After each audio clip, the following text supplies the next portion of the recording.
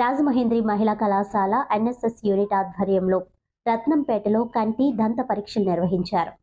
రాజమహేంద్రి మహిళా డిగ్రీ మరియు పీజీ కళాశాల ఆధ్వర్యంలో రత్నంపేటలో జరుగుతున్న జాతీయ సేవా పథకం ప్రత్యేక శిబిరం 2వ రోజులో భాగంగా డాక్టర్ అగర్వాల్ కంటి ఆసుపత్రి మరియు Sairam dental hospital, Mohan diabetic hospital వారి సౌజన్యంతో కంటి, దంత, బీపీ, షుగర్ పరీక్షలు రత్నంపేటలోని పేదవారికి నిర్వహించడం జరిగింది.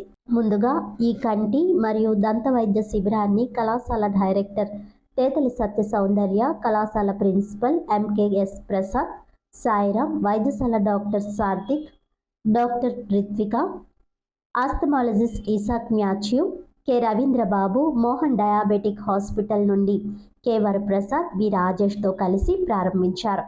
ఈ కార్యక్రమంలో కళాశాల ఎన్ఎస్ఎస్ పిఓ దంటు వీర వెంకట్రావు, మాజీ PO Lakshmi Praveena, NSS clerk Mounika, Shanti, Suresh, కళాశాల ఎన్ఎస్ఎస్ వాలంటీర్లు పాల్గొన్నారు.